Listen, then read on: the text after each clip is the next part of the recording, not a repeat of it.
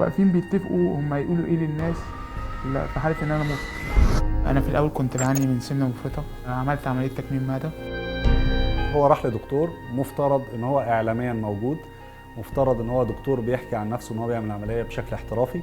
للاسف كان الموضوع بيزنس. فوجئت باختي بتتصل بعد 10 ايام من عمل عمليه، بتقولي اخوكي في الرعايه بيموت، والدكتور بيقول ان خلاص قدامه اسبوع بالكتير ومات.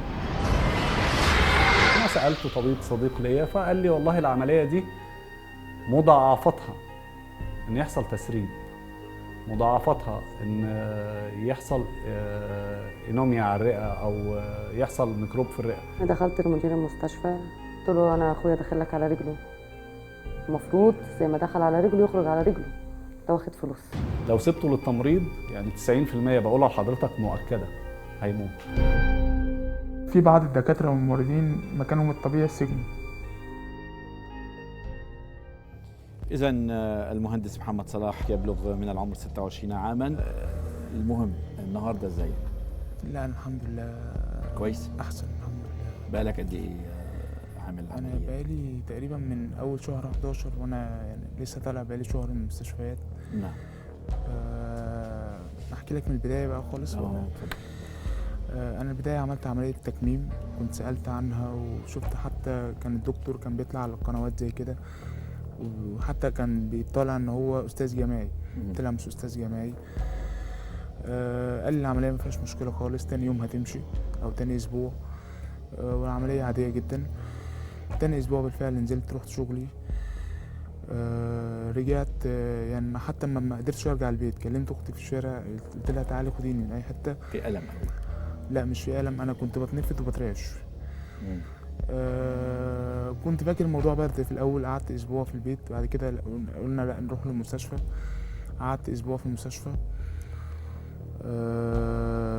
قال لي أنا مفيش حاجة ومش عارف إيه والكلام ده. بعد كده قعدت يومين أجيب دم، يعني آخد نفس أطلع دم. مليت بتاع 10 جراكل دم، فلغاية ما نزلوا لي الرعاية. قعدوني بتاع من اسبوع ل10 ايام متخدر تماما.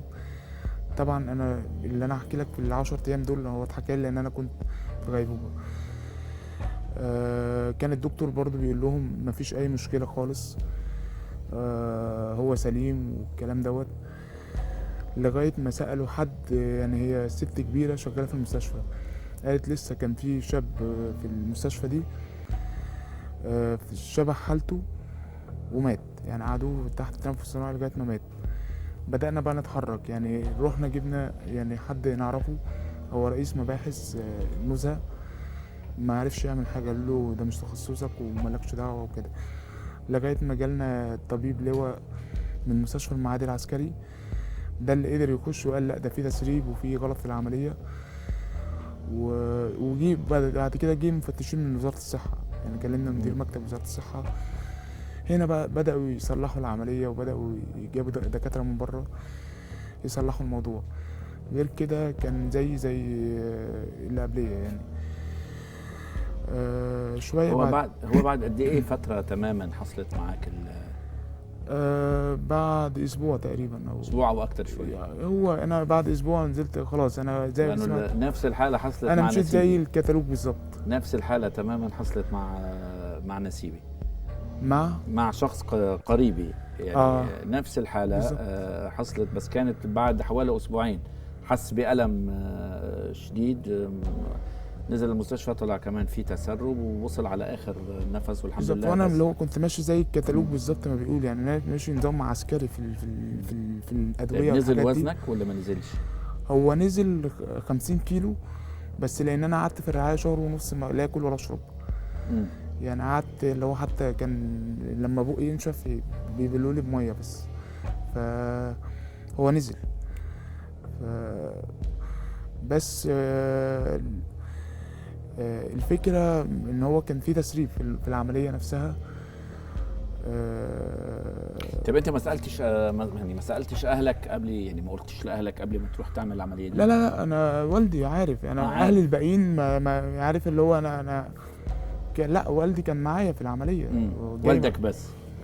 اللي هو الموضوع مش مستاهل. احنا قلنا الموضوع ما دام في دكتور ومن اكبر دكاتره في مصر وطلع على 3-4 قنوات وقال ان هو عمل 500 عمليه والدنيا مفيش مشكله، عمليه سهله وبسيطه. طب ليه ما لجأتش للتخسيس الغذائي مثلا او الرياضه؟ انا لجأت له، بنزل 30-40 كيلو واطلع تاني، انزل واطلع، اللي هو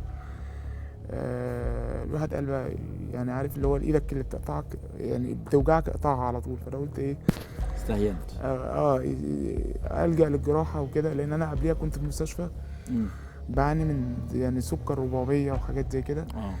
يعني دي قبل العمليه ولا بعدها؟ قبل العمليه بسنه. قبل العمليه كنت بتعاني من ده كله وعملوا لك العمليه؟ لا مش في العمليه انا كنت رايح سكري مظبوط. انا قعدت في المستشفى قبليها بسنه، قعدت شهر ونص في المستشفى عشان ينزلوا لي سكر بس. طب الدعامه اللي بتتنفس منها دلوقتي دي هتبقى على طول ولا هتتشال؟ هو كل الدكاتره قالوا لي الدعامه دي هي احنا ما ركبناهاش لحالات اصغر من 45 سنه. يعني انت اول حاله نشوفها، احنا بنسمع عنك في الكتب بس ان هي بتتشال للحالات الصغيره، لكن ما شفناش قبل كده. فركبها ونشوف، يعني هنحاول نشيلها لك وان شاء الله خير يعني. ان شاء الله.